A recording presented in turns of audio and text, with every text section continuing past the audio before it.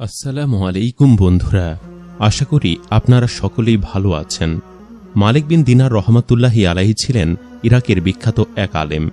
একবার তিনি বিশাল এক মাহফিলে বক্তব্য দিতে দাঁড়াতেই এক শ্রোতা বললেন, আপনার বক্তব্যের আগে একটি প্রশ্নের জবাব দিন। মালিক বিন দিনার প্রশ্ন করার অনুমতি দিলেন। বয়স্ক শ্রোতা বললেন, প্রায় 10 বছর আগে আপনাকে মাতাল অবস্থায় পড়ে থাকতে দেখেছি। আপনি সে অবস্থা থেকে কিভাবে এখানে এলেন? মালিক বিন দিনার মাথা নিচু করে রইলেন। তারপর বললেন, ঠিক বলেছেন, আমি সেই ব্যক্তি। শুনুন তাহলে আমার কাহিনী।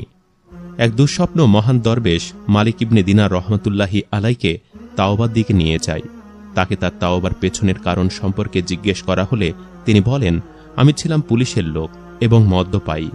আমার এক দাসী ছিল যে আমার সাথে খুব ভালো আচরণ করত। তার গর্ভে আমার এক মেয়ে হয়, যার প্রতি আমার তীব্র অনুরাগ ছিল।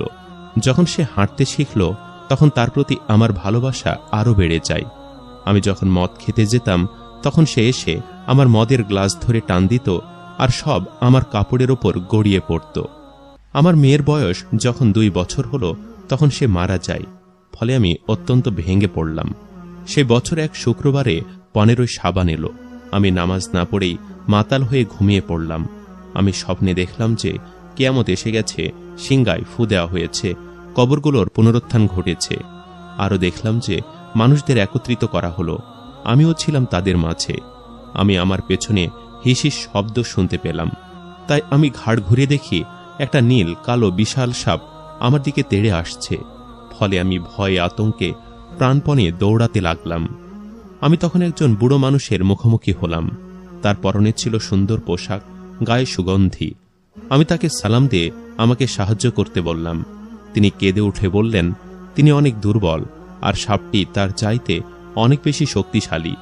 তিনি আমাকে বললেন দৌড়াতে, হয়তো সামনে এমন কাউকে পাব যে আমাকে সাহায্য করতে পারবে।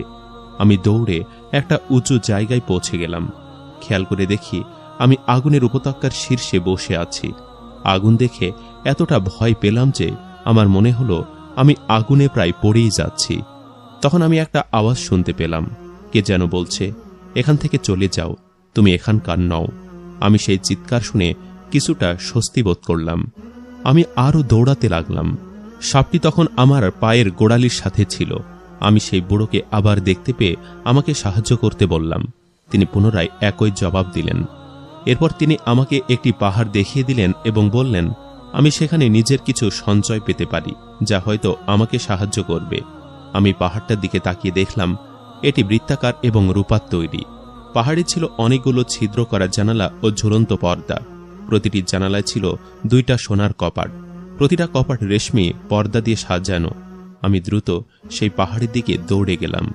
তখন একজন ফেরেশতা বলে উঠলেন, পর্দা ওঠাও, কপাট খুলে দেখো, হয়তো এখানে এই দুর্দশাগ্রস্ত মানুষটির কোনো সঞ্চয় আছে যা তাকে সাহায্য করবে। আমি তখন অনেকগুলো ছোট শিশুকে দেখতে পেলাম, যাদের চেহারা জানালার ফাঁক দিয়ে ছোট চাঁদের মতো উকি দিচ্ছে। তখন তাদের একজন বলে উঠল, তোমাদের কি হলো?